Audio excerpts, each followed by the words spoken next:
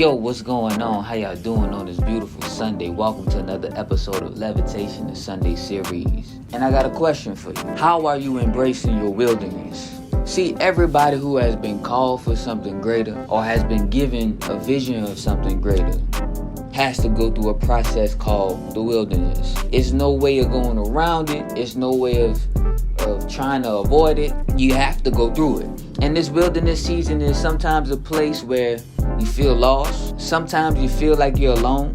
Temptation may seem at its all-time high. Sometimes you may not even really hear from God too clearly. And this wilderness season can appear in many different ways and forms. But whatever your wilderness season is, it's a process that must occur. Mark 1:9-13 says, "One day Jesus came from Nazareth in Galilee, and John baptized him in the Jordan River. As Jesus came up out of the water, he saw the heavens splitting apart, and the Holy Spirit descended on him like a dove. And a voice from heaven says, 'You are my dearly loved Son, and you bring me great joy.'" The Spirit then compelled Jesus to go into the wilderness where he was tempted by Satan for 40 days. Look at this. Jesus made God proud, so proud that he expressed it in multiple ways. The sky opened. The Holy Spirit came down as a dove, and you heard an audible voice of God saying, "This is my Son, who brings me joy, in whom I am well pleased."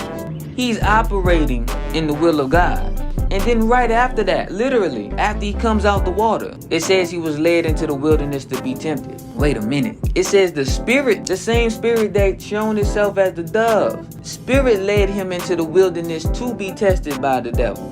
It wasn't like Satan got mad and he saw Jesus doing the will of God and said, "Okay, well, I'm about to send a whole bunch of things his way in order to try and knock him off course." But it was God that put him through that testing. He allowed Satan to test him. But what do? We automatically view any negative things that occur in our life, any test that happens in our life, we automatically view it as if Satan is trying to knock us off our game. It could be that God is trying to develop you. God is trying to prepare you for the upcoming mission. We all heard the saying being tested by fire, right? We all heard the saying pressure produces diamonds. But all of these fine jewels have to go through a process of added pressure in order to eradicate the imperfections of whatever jewel it is. If God called us for a specific purpose and we're supposed to operate in that purpose the finest way that we can, well, then there's some imperfections and some errors within us that he needs to get out of us before we can actually do what he called us to do. And a lot of the times, most of the times, in order to purge those things out of us, we have to go through our wilderness. So it's safe to say that God allowed Jesus to be tested by Satan. Who else in the Bible did God allow Satan to tempt? That's Job. And Job was considered a good man in the eyes of God. In Job 1:1 it says, "There was a man in the land of Uz whose name was Job, and that man was blameless and upright, and one who feared God and shunned evil." This man did what God wanted all of us to do. And God sent him through one of the toughest wilderness seasons that I think all of us in the history of people have gone through. And Job questioned God during this season. Job was suicidal during this season. Job wanted to die. Job was having arguments with his friends during the season. They accused him of doing something that he wasn't supposed to do. That's why he's facing this wilderness season. But that was far from the case. But Job went through that season and he came out greater. Job 42:10 says, "When Job prayed for his friends, the Lord restored his fortunes. In fact, the Lord gave him twice as much as before." If we embrace this period, we can get all that God is trying to develop in us, what God is trying to work out of us. But if we resist this period, we may be missing out on what God is trying to prepare us for, resulting in us extending the time in the wilderness season. Example of that is Moses. Moses and the children of Israel. They just escaped Egypt. They just witnessed one of the biggest miracles that's recorded in the Bible.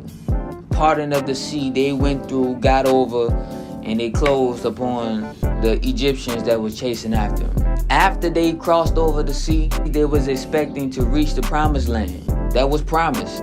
But the first day passed by, they were still walking. Second day passed by, they were still walking. Third day passed by, they were still walking.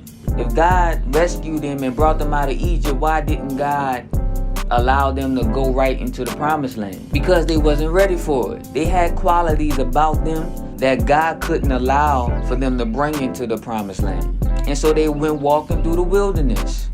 But they didn't embrace their wilderness process.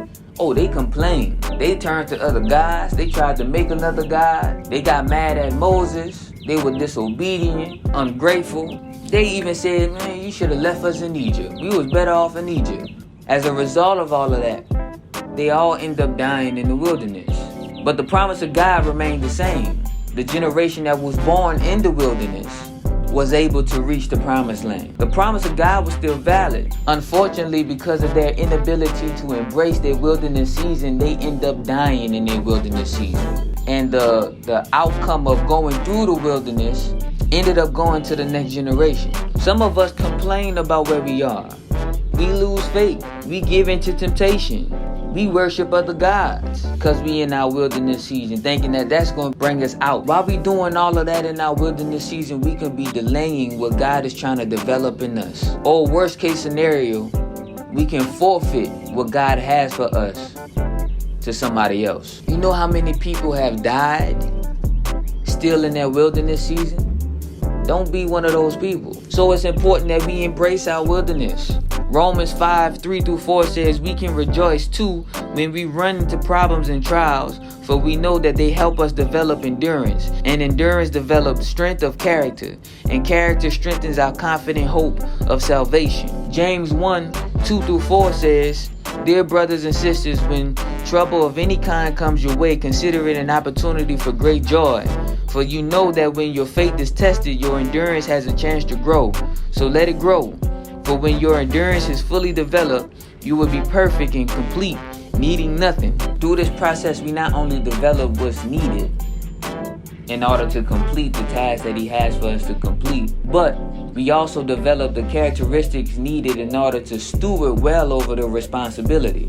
And what I like most about the process is at the end of Mark 1:12-13. The Spirit then compelled Jesus to go into the wilderness where He was tempted by Satan for 40 days. He was out among wild animals, and angels took care of Him. You may be going through a wilderness season that's tough, but the good news is that you're not alone. You may feel alone, but you're not alone. If God brings you into the wilderness season, He has every intentions to take care of you during that wilderness season. But God is there pruning, shaping, and molding us into a version of ourselves that He is pleased with. He's creating a masterpiece. Embrace it.